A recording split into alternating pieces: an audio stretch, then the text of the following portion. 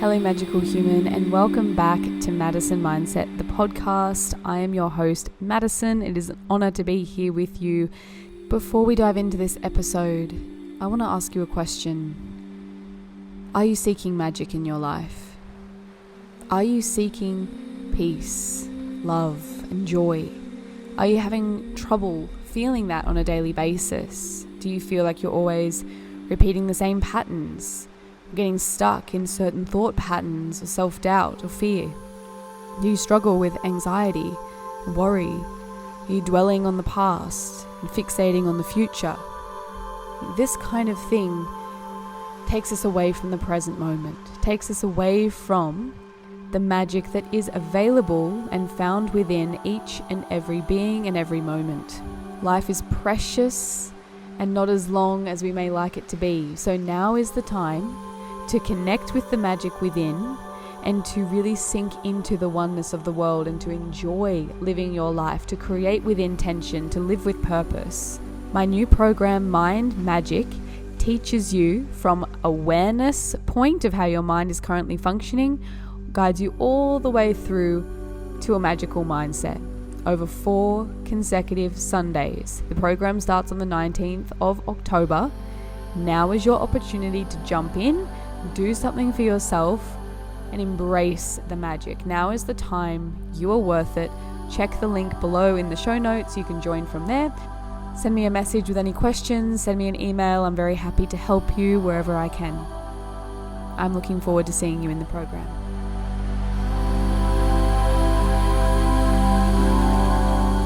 In this episode, I am joined by the wonderful Henna Singer.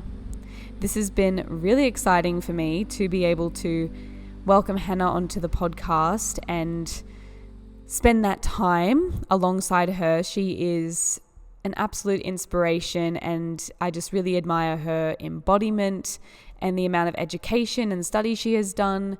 She has really shown up in so many ways, and I can see that. I first found her on Instagram and I could see that she had put so much work into things, and it's helping people, it's helping me, and I'm just so grateful for all of her work. So I'm very excited to welcome you into this space where you can also learn from her and connect with Henna. Henna Singer is a conscious coach, yoga teacher, and founder of Growth of Mind, a platform dedicated to self-awareness, mindful movement, and transformation.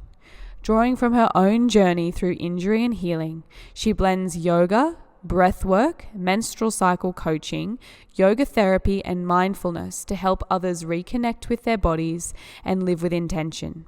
Hypnotherapy offerings are coming soon. Henna provides personalized coaching, private yoga sessions, and therapeutic practices that support emotional, physical, and energetic well-being. Through her work, she empowers people to align with their inner truth and cultivate lasting change. All of the links to work with Henna and to find her online are down below in the show notes.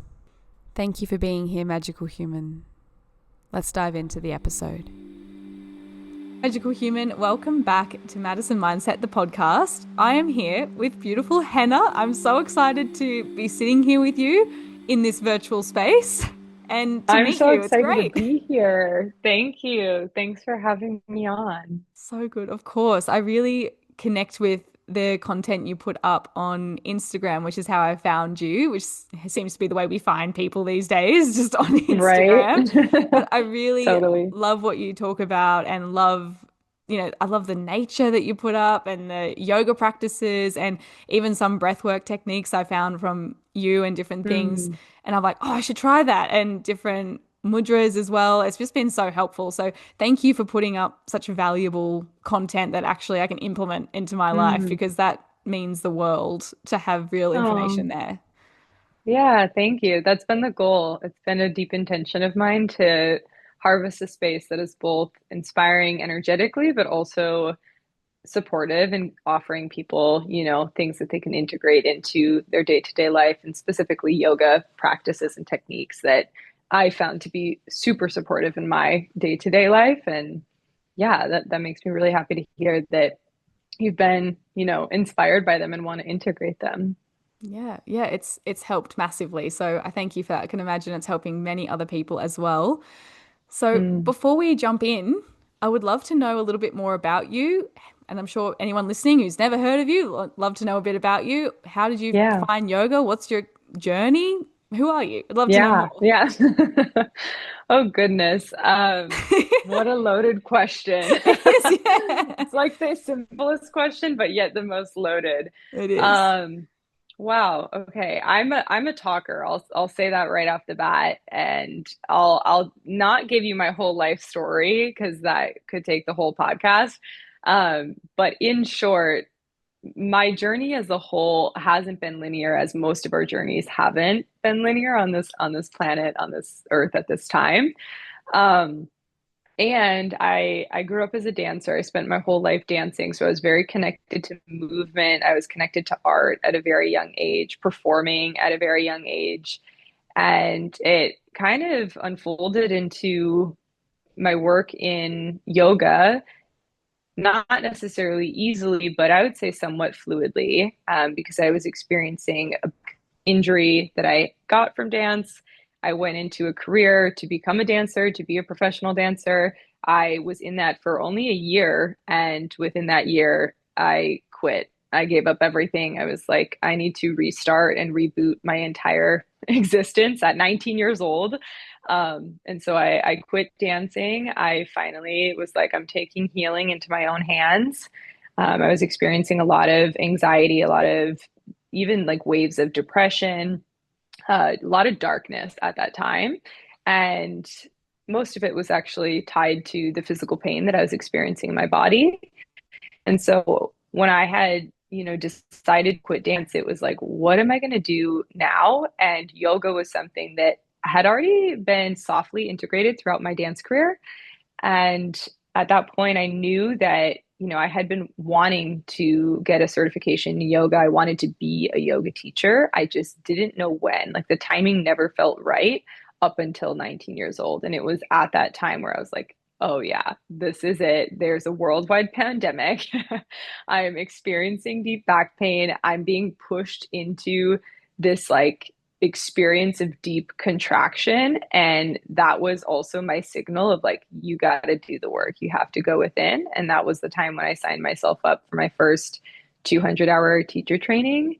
And that whole journey, took off. I started meditating every day. And within a year of practicing yoga therapy that I didn't know was yoga therapy at that time, I did yoga therapy and meditation, and I healed my back pain within a year, which was wild after having chronic back pain for 8 years. So Mm. that's a sum of like my journey, to get to yoga. And, who I am is not that. Who I am is just a soul existing and floating on this planet and striving to access, joy and light, because I believe that is our birthright and, the most innate part of all of us and who all of us are, in our core. It's amazing. And how is that going? I think it's going pretty good. Yeah, excellent. I would say, like, I feel like, again, life is not linear, but I feel like I've experienced more joy within the last, 6 years, 7 years of embarking on this journey than I've ever experienced in my entire life. Like, of course, as a kid, joy was easier to maybe access when you're in the right environment, or when you are utilizing your imagination all the time because you're in a different brain state for the first, 7 years of your life. But I think now it's been such a conscious craft that it's become for sure a part of who I am. Joy, light, and moving through that space and continuing to utilize yoga as my funnel for that to be channeled through and to inspire others through, but also to continuously come home to myself as well in that process. Mm. That is so beautiful. I completely resonate with you Thank on the you. journey of finding joy. And it's actually what I've been saying to clients lately because everyone seems so obsessed with getting the right tools, getting the right practices, and everyone's got so much knowledge about practices and things that can help. But Mm, the implementation and the actual benefits of embodying those Mm. practices are just not there because people are so just scratching the surface here and there, but not diving into it and seeking that Yeah. joy and seeking the peace that can come from it. So it's such a beautiful, way to start the conversation is just seeking joy, just as a human being. It's so Yeah. precious. Totally. I think joy is also our way of accessing more nervous system regulation. I think that, what you're saying is huge because so many people are burnt out. So many people are looking for places to start. And often, you go on Instagram and you can even see some of my posts of me doing like morning kriyas. A morning kriya might not be for everyone. Hopefully you read the captions, but if you don't, the morning kriyas aren't for everyone. And, someone who, let's say, is coming across Instagram and sees me doing a Kapalabhati breath technique where it's building a lot of fire and heat in their body, that might not be the place for them to start. The place for them to start might be going outside and putting their feet in the grass and getting off their phone for 10 minutes a day. Like it could be the most simple practices. It's often the most simple practices that bring us home to ourselves.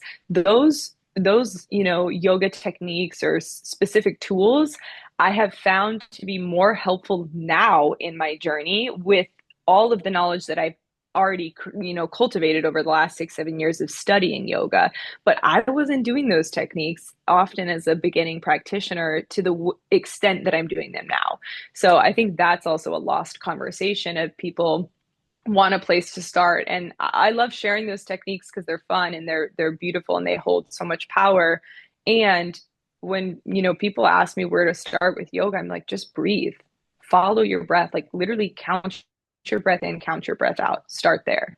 Instead of it being it looks cool and looks fun, it's like go touch grass, go drink water, go find something that brings you joy and do more of that, do more of those things and microdose those into your life. I really love what you said there, and it's so relevant. I've had this kind of conversation with a few different people the last couple of weeks, even just about stop overcomplicating it and just have fun. Just breathe. Just enjoy. And it's Yeah. interesting how people don't think that's right. And, speaking to, Mm. like, I had a client yesterday and I told her, just have fun. And she's going to laugh because she'll hear this and be like, that's me. Oh, that's me. But she literally was Yeah. like, it sounds too easy. It doesn't sound like that's going to help. And I'm like, there's your problem. Mm. You think we need to overcomplicate it, read 7 books, do 6 different courses, Mm. listen to every podcast, and then you'll get help. That's not, I'm telling you, that's not where it is. Right. Chill. Yeah. We often look to even these books. I was reading this book this morning by Sadhguru. It's called Karma. Mm. And, I'm only a little ways in, and I was like, holy crap, it's so good. But my brain was not comprehending all of the information in it. And I think that, it reminded me like, okay, this information is definitely useful and supportive.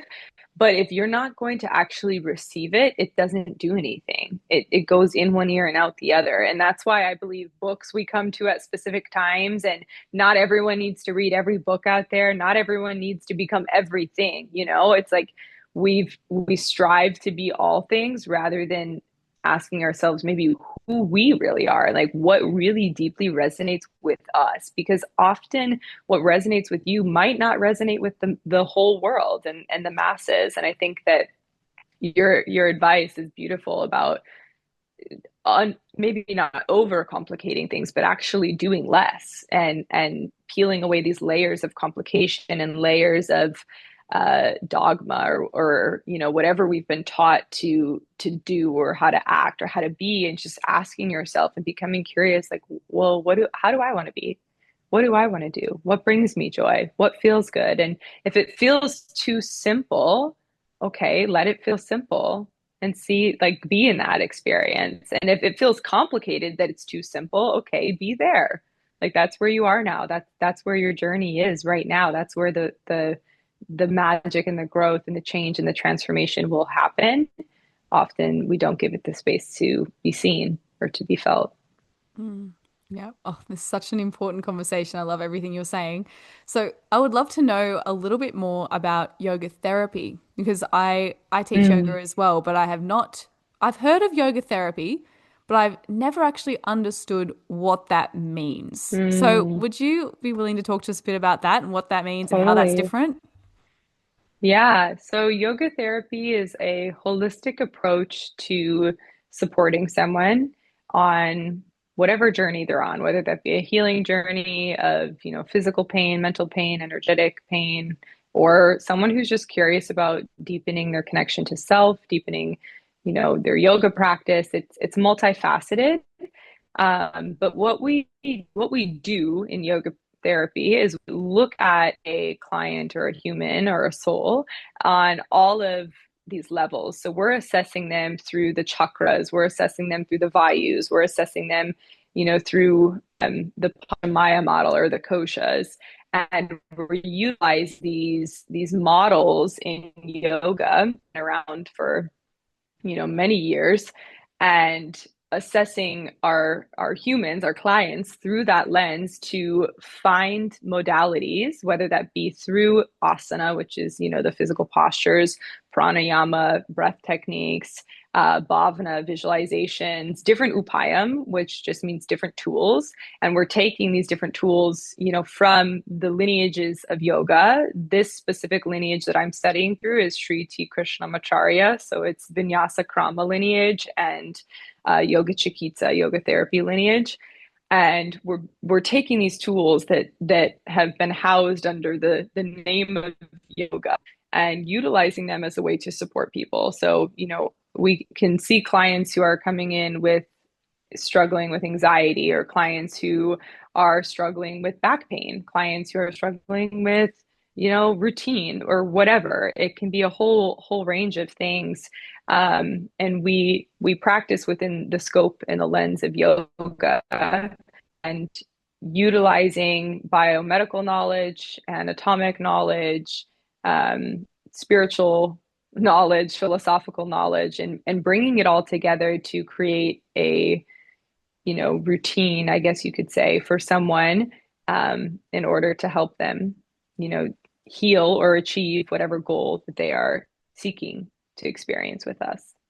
It can be a little convoluted, but I like to Sounds say in the most interesting. simple terms that, yeah, it's super fascinating. It's, we're not psychotherapists, we're not doctors, we're not physical therapists, but I like to imagine that if a psychotherapist met a physical therapist, who met a psychosomatic practitioner, who met a, spiritual yogi and had a baby, that's the culmination of it. So it is, multifaceted, and the things that I, might assign someone as a part of their practice or routine, their sadhana, it could be from chanting and yoga sutras all the way to physical movement practices. So it's very wide range, but we're assessing the whole human and utilizing even tools from Ayurveda and other areas of work as well. Wow, that must be insane to study. You must have put so much work in. Oh my God. It's 3 years, 3 years to get your license as a yoga therapist. And I officially can call myself a yoga therapist as of today, which is not of today, but as of this, last 2 months, which has been really exciting. But I'm Congratulations. That's still, incredible. thank you, thank you. I'm still finishing out the last bit of getting the, title, I guess, of um, the full title of it all, because there's more steps once you even graduate from whatever program you have done. But it's a 3 year journey, and I feel like I am an absolute beginner, like an absolute baby in the world of yoga therapy. And I feel like how I felt after my 200-hour teacher training, where I was like, how am I going to remember all of this and utilize all of this? And you have to start somewhere. So I'm starting exactly where I'm at, and it's been a really fun process of absorbing a whole bunch of knowledge, and one day hoping to integrate it all as deep wisdom. It sounds incredible. Well, you can practice on me. I'm keen. I really want to know more about Yeah. this. And it sounds amazing. I, Yeah. I find yoga, like through my teacher, he's always like, he's a yoga master, and when he talks, he just assumes that I've Mm, memorized all this stuff. And it's just in one ear mm, and out the other. And I'm like, I don't remember what you're talking about. I'm so sorry. I'm trying to remember yeah. everything, but there is so much, and it's all in a different language. Yes. Totally. Yeah. Sanskrit in and of itself can be a beast to understand. I was actually learning a chant yesterday with one of my teachers, and it was like if you listened in on that conversation, you'd probably be laughing because I was laughing the whole time. Just pronunciation of things of itself can take, one shloka or one line can take a week to even start to understand slightly. So yeah, there's so much out there in the world of yoga. And I recently talked to a friend who's like diving deep into yoga, and he was like, where do I start? I want to maybe get a certification, but I really want to like embody yoga through the Eastern lens. And so, I told him, I'm like, start reading the Yoga Sutras. Start there. Like, start really digesting and understanding what that is as you continue to do the practices you've been doing and the breath work you've been doing, and it's all going to come to you. But yeah, I think everyone's starting point is vastly different, and where you take it is vastly different. And the goal is just that we practice, we keep practicing whatever your yoga looks like and means for you and your body and your mind. Mm. Yeah. So where I'm from, Australia, if you can tell from the accent, but Yeah, yeah, I love there's it. a lot. I don't know why people love it. People will be like, wow, your voice is so relaxing. I'm like, the Australian accent. No, Yeah, it's it's beautiful. so I love funny. the Australian accent. That's crazy. I think of us as Americans love like, it. I don't know why. I seriously, when I hear like an Australian, I'm like, oh my goodness, you need to sharpen up the words. And people overseas, they love it. They come over like, I love this. I'm like, really? Anyway, we're all so different, right? People over here Yeah. anyway, where whenever I have someone come into class, they come in and 9 times out of 10, it's, I just need to stretch more. I just need to stretch Mm, more. I just need to do like some yoga, some stretching. And I find that that's people's basic understanding of yoga. And it's mm, interesting to watch them attend a class. They have that realization that this is not easy, this is not stretching, and there's a lot more here. And then the more mm, they practice, the more they seem to gain from it. And before we know it, they're meditating every day and they've changed every aspect of their life, which is such an interesting process to witness in people. mm. So Yeah. when you first found yoga, did you Yeah. go to it because you thought it was stretching and then found so much more, or did you go into it for the mind, or how was your journey? Mm, When did you realize that yoga was this lifestyle? yeah. So it was kind of a two-part story. My mom is also a yoga teacher, and when we were younger, before she even became a yoga teacher, she was already in the world of fitness and movement, and she ended up bringing us to so many yoga classes. Like when I was a kid, no matter what, I would be going to yoga with my mother throughout my entire childhood. Mhm. And I actually didn't enjoy it most of the time. I was like super uncomfortable most of the time. And it wasn't until I was 15 where I had a shift in my kind of spiritual landscape. And that's what really propelled me forward into yoga as I experience it now and know it now.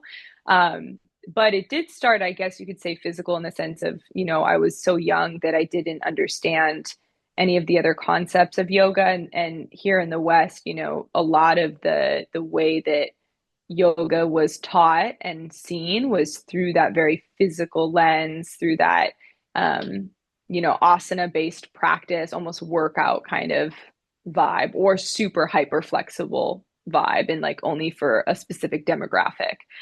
And when I was 15, I was out of the country, and I was in the Caribbean, and I remember one of the teachers I had a shaved head and just this extremely grounded aura. And she taught me the first yoga class that I had experienced in which I had a spiritual experience and was like, whoa, this was way more than just doing poses and stretching and, you know, trying to look a certain way. It was like poetry unfolding throughout the entire class. And I remember coming out of it and telling her that I was like, I want to be you one day.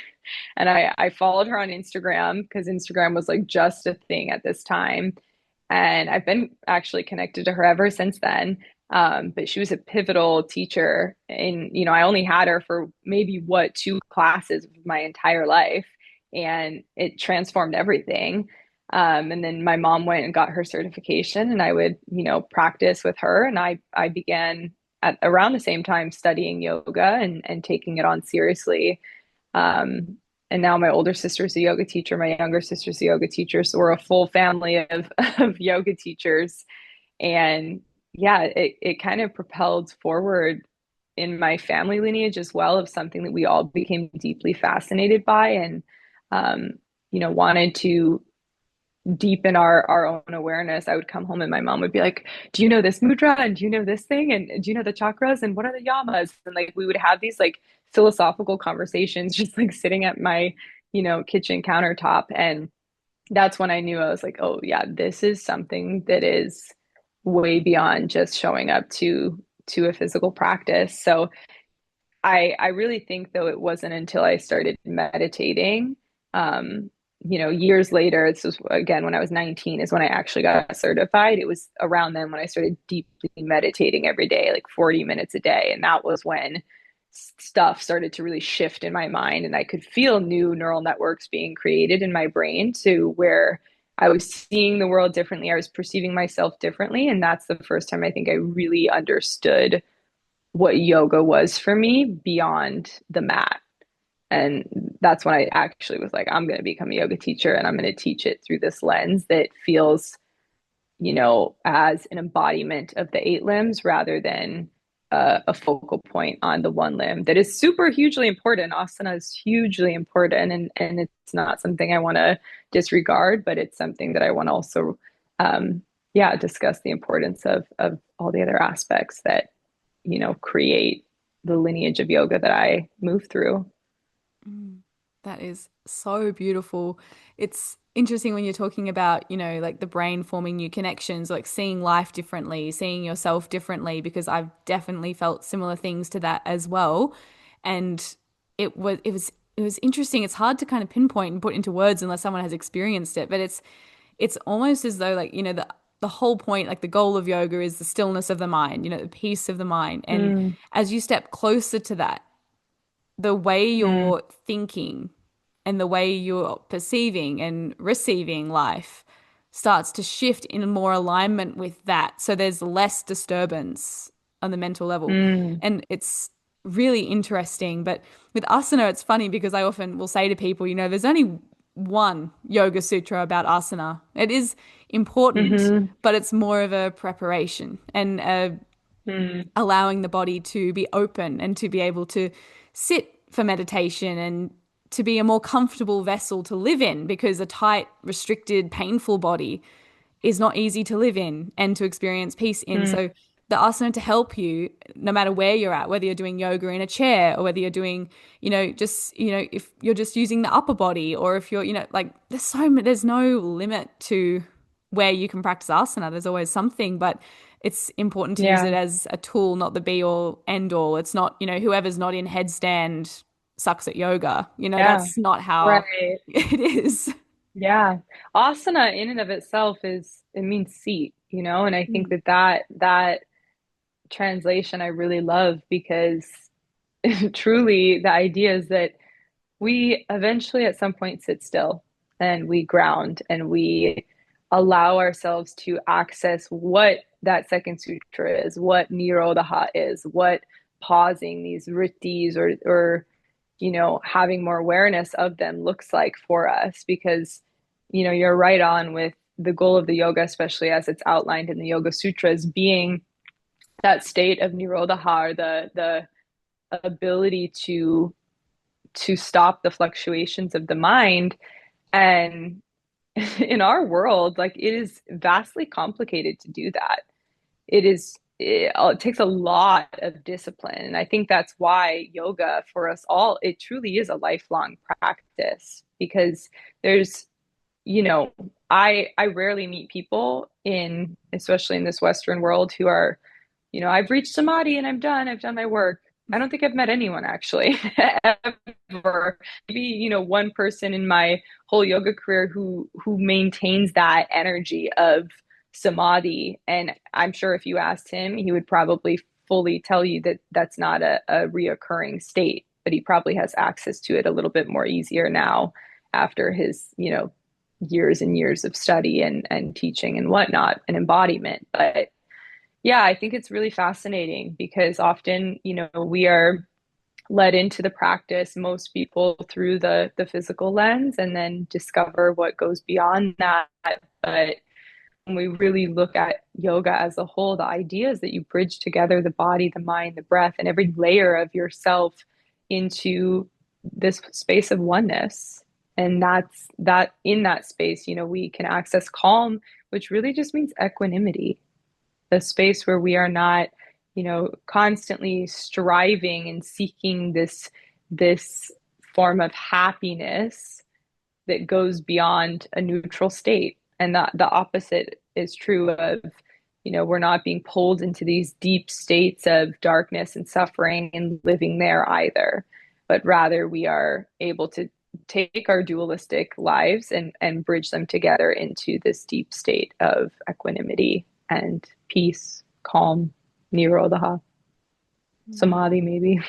Yeah, maybe. We walk closer towards Maybe. it, right? Yeah, yeah, Yeah, yeah. yeah, just one step at a time. It's a powerful thing, yoga. For me, I found yoga, then lost yoga, then found yoga, and kind of was like in and out quite a bit in the beginning. And now Mm, it's something that is the stability in my life, mm, the thing that supports you know, every area of health, your physical, mental, emotional, everything.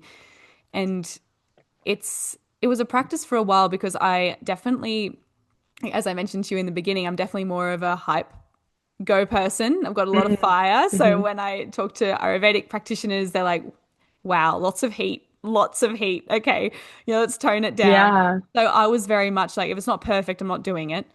If I can't do the asana Mm, perfectly, I'm not doing it. If I don't understand it and it's mm, too hard, I'm not doing it. So I really resonate with people who, feel like it's too hard. I don't know how to do it. It's too hard. It's too much.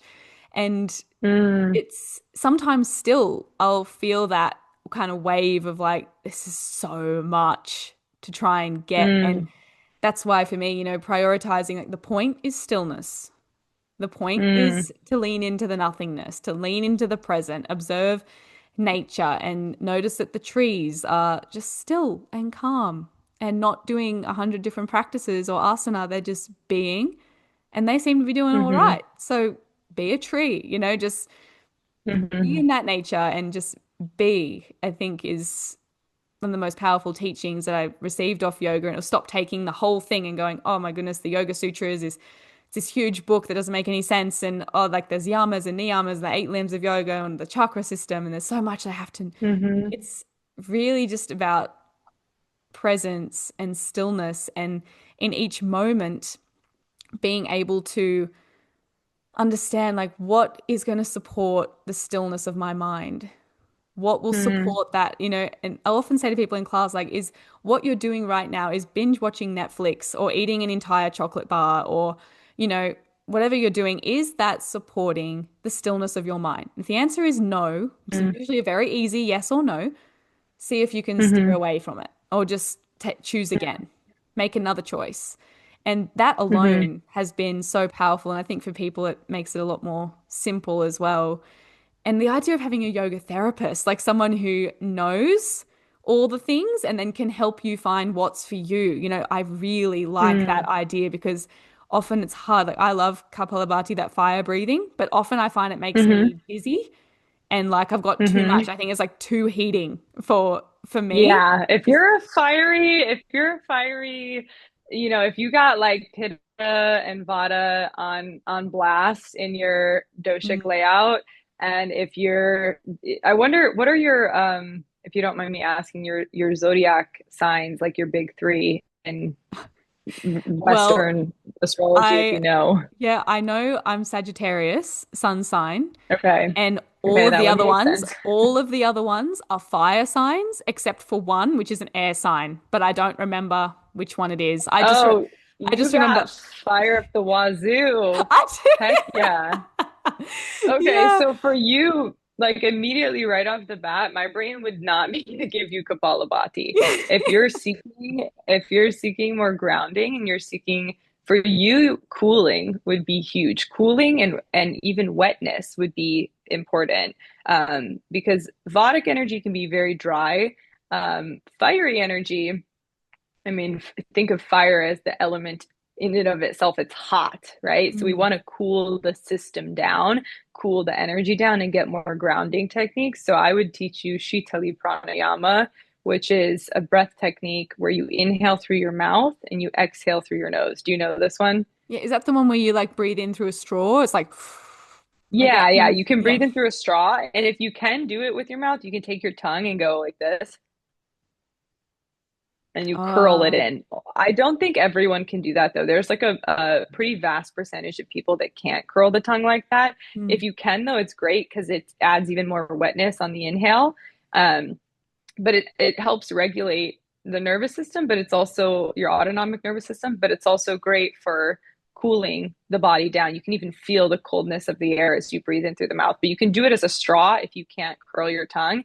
And Mm. then there's a technique that goes with it where you inhale and you lift your head up. And then as you exhale, you breathe out your nose and chin comes back down. So even like 10 rounds of doing that instead in the morning, instead of Kapalabhati, leave that one to the side and take on the more cooling and grounding breath patterns with extended exhales. That would be really nice for a high fire, high pitta type.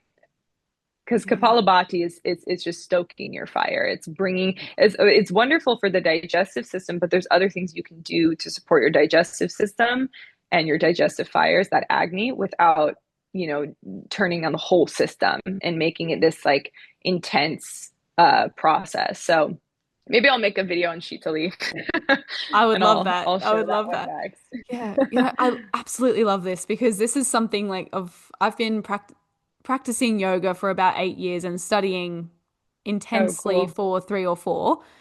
So Okay. it's often overwhelmed me with, all these practices and going, which Yeah. ones for me? I can't do all the pranayama in one day. So when do I do it or Oh, what is yeah. it for?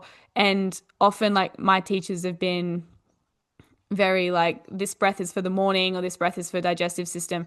I Yeah. really feel like what you're talking about is kind of the missing link for me and maybe for many people Mm, because I often like will do Kapalabhati and then just feel so sick. And for anyone who's wondering like how can the mm. breath possibly affect you that much? I'm telling you, when I do Kapalabhati, I get dizzy, I get a headache, Yeah. and I feel Hmm. sick and I go straight into anxiety and all of the like Mm. ailments I have with my body. You know how we all just have these little things that go on. Like one day, oh, my Yeah. left arm hurts. Oh, my digestive system's a bit funny. We all have that. We're all in that together, right? Just a byproduct Yeah. of the human body. But I always get things related to fire. It'll be Mm. digestive stuff. It'll be headaches. It'll be skin things. So, like dryness and like itching and Mm. rashes, all Mm. things that are Yeah, that's a very Vata Vayu. fiery. Yeah. So, everything you're talking about, I'm like, this really sounds interesting to dive into. I love that.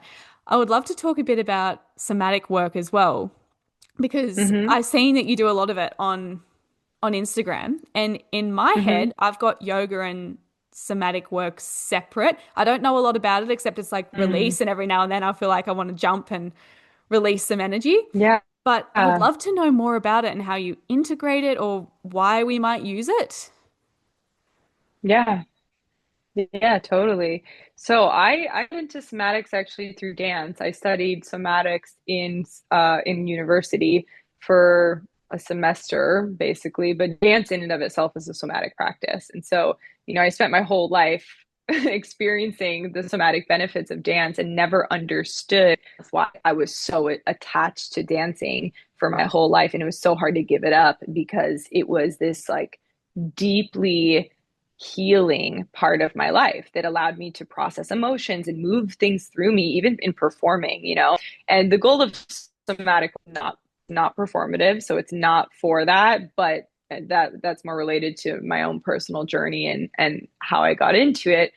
Somatics is really just a relationship with your body. It's this deep connection to your body and the sensations that you're experiencing, and utilizing that connection, the mind body connection, but also this overall like observation of your body to support in moving energy, to support in releasing energy, to support in inviting energy in. So it's kind of similar to breath work. Depending on what you need, you might need something different. So a lot of the somatic practices I'm showing or posting online are upregulatory, meaning that they're getting your nervous system more in a sympathetic state, and eventually we bring you back down into neutral or back into the parasympathetic state.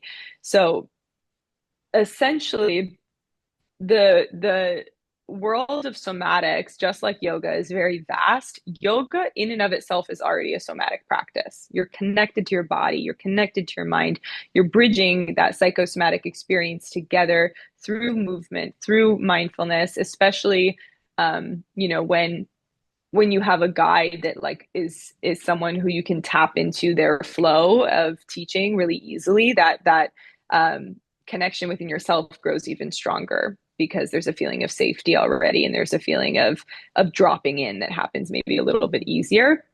But somatics really is a useful realm of practices that has supported me a lot and supports me especially now throughout my days. Like I microdose somatics throughout my days where I'm, you know, taking 5 minute breaks to shake it out. I'm taking 5 minute breaks to brush. I'm taking, you know, maybe even doing some of the more down regulatory experiences of like literally just like letting my body sway, letting my head sway side to side with my breath. Like there's a vast realm of different practices out there for somatics, and depending on, you know, where you study, I haven't, you know, received any specific like somatic licenses or any certifications outside of studying in school. But I also really just connect to my own body, like what feels really good in my body. And when we talk about yoga and somatics and bridging those worlds together, I teach a class every week called Somatic Yoga. And what I invite into this practice is the space for students to really guide themselves. And not in the sense of like, you're going to do whatever you want, but we get into maybe a little flow, a little vinyasa. And within this vinyasa, they also have the ability to pause and the ability to invite something in that might be vastly different than what I, you know, might give them in a traditional vinyasa krama practice. Maybe they're in warrior two, and instead of keeping the arms, you know, in a traditional T shape with the palms facing down, they flip the palms up and they move one arm in and sway the body, and then they take the other arm in and sway the body. And I'll give them like little cues and guides and things that they can explore. But the most beautiful part is when they do none of what I tell them. And when I see my students close their eyes and really tap in, like, what would feel really nice in my body? Like, where do I feel, you know, I can cue them into like what feels like it needs a release, go there. And they might take a movement and like push something away from them, or use their hand on their body and like brush something off. So there's so many, you know, ways to integrate it. And hopefully this is giving you a little bit of insight on how the worlds can come together. But yoga is already a somatic experience. It's the integration of intuition more than anything that drives it deeper into the somatic realm. Wow, that's really cool. It's interesting because when you say I trained in Vinyasa Krama, my teacher is of the Jivamukti lineage, and Mm. he's been Hmm. my teacher for many years. So I myself am not a Jivamukti teacher, but yeah, Vinyasa Krama is basically what I would say I teach. And what I found with Mm. the practice is it gave me a grounding because I was teaching yoga before I had met this teacher, and I was basically what I would describe as kind of airy fairy, very Mm. up in the air, very ungrounded. It was very, you know, that kind of it was movement, it was good, but it was more, very, I don't know what the word is, but maybe like that modern vinyasa and not Yeah, much like ground power to it. vinyasa Yeah. style, super like in this pose, in this pose, in this Yeah. pose, in this Yeah. pose. Yeah. Yeah. So what I found is my teacher was the first thing he did, it was I always picture it as like he tied a rock to my helium balloon and just grounded it and went, Mm, let's go into where we need to be. And it really gave me that mm, stability. So for years I've been teaching with that stability and, warrior two, arms in the traditional position, and yeah, now I'm finding, you know, can I add, now that I have more awareness about it, can yeah. I maybe add something like that? So I really like the way you're talking about Mm, that. And it's like, yes, there's the traditional position, it serves a purpose, it's beautiful, but there's also your body and your experience and that intuition. totally. And you're allowed to tap into that as well. So that's where the masculine and the feminine go together, right? It's that grounding, but it's also that intuition. Yeah. It's beautiful. Yeah, we need both. And I think that that's one of the conversations in the yoga industry that I'm really enjoying is this idea of integrating, psychosomatic work or somatic work on its own into the realm of yoga in a way that continues to honor and respect the lineages of yoga and the discipline of yoga, while also pulling in aspects of what we have, studied and discovered with modern science and understanding the brain and the body and what can be really supportive on people's journeys. And so I think there's a space for both. And especially when we're talking about somatics, which I think, is super deeply connected already to the world of yoga, they go together super well. And I think that for me, the biggest important factor of teaching a somatic yoga practice is the educational element and making sure people know, this is not traditional yoga. This is not a lineage of yoga that has been traditionally taught. And there's still a clear education line throughout the class that is talking about sutras, or that I pull in bits of philosophy, or that I pull in, pranayama techniques. It's like the same thing with breathwork and pranayama. They're two different things. Pranayama and breathwork have been evolved in their own ways. And pranayama, there's specific rules and techniques and things that have been sustained over time through these lineages. While breathwork, there's a lot more I would say modern practices around it that have come from different, science backgrounds and these different techniques that are different, than what you find in yoga pranayama. And I think that both serve a purpose. And I've experienced breathwork and I've experienced pranayama, and I enjoy both and I utilize them both differently. But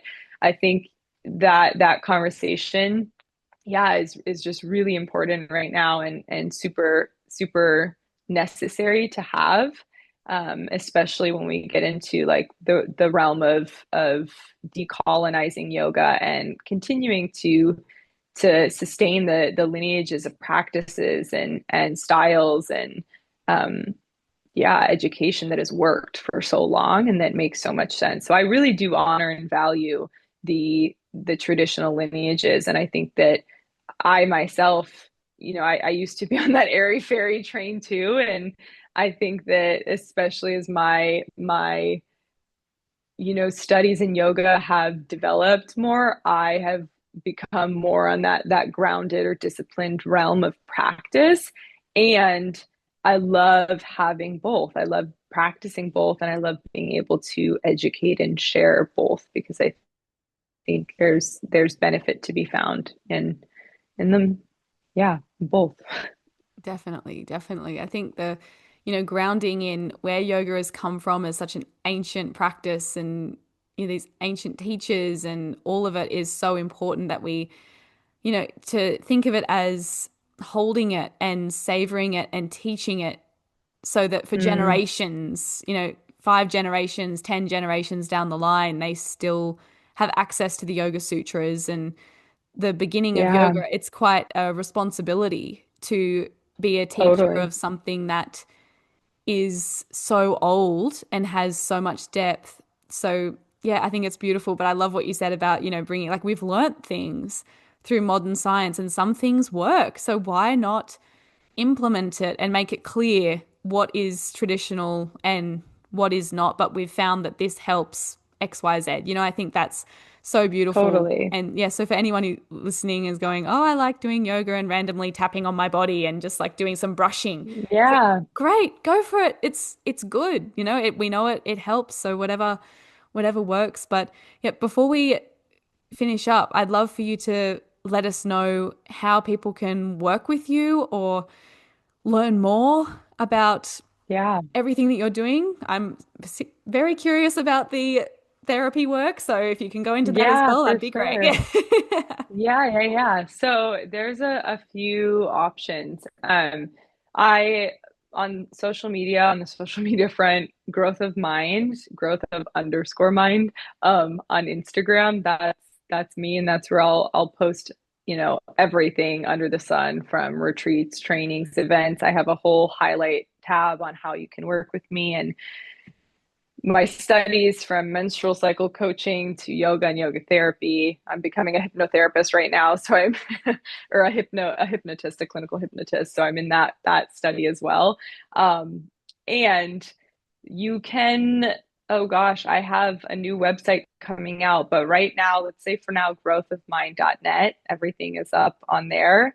But yeah, I would just say let's keep it easy. My main Instagram, growth of mind. I will have everything linked in my bio as of like what is relevant and currently available in terms of working with me. I am opening up like one or two more spots within my schedule for life coaching and yoga therapy. I fuse the worlds together. And if you are interested, you yourself, Madison, I'll connect with you after on yoga therapy, and we can get into that realm further. But those sessions are held in the same way that coaching is. So for anyone interested, you can yeah, get the information on growthofmind.net and reach out. And I'm here to help. Yeah, it sounds amazing. I can't wait. And everyone, those things will be linked below as well. So you can easily just go and find Henna wherever you need to find her. Before we wrap up, can you Beautiful. suggest if everyone listening who, Hmm. keeping in mind everyone's diverse, so this is going to be a fun Yeah, way to yeah. do things, but if there's one thing that people can do, whether it's in their Mm, morning or in midday or before they go to bed, whatever, just something that tends to help most people in terms of mm, dealing with life, going through with things, feeling the stress and the overwhelm that many people are stuck in at the moment. Is there one thing that you can leave us with that you suggest that we try and see how it mm, feels? mm. You know, there is. Um, this this is going to be one of those practices where maybe the people who are listening to this, who struggle with the oversimplification of things, might be a little bit angry. But this practice I learned from a book actually, and a medicine man in Bali. Basically, all you do is you sit wherever you are. So if it's morning, night, evening, middle of the day, whatever, wherever, whenever, you sit, close your eyes, and you breathe and smile. And you smile fully. So it's like not just, oh, I'm going to sit here and you have to smile as if you are so excited, like you just won the lottery, smile.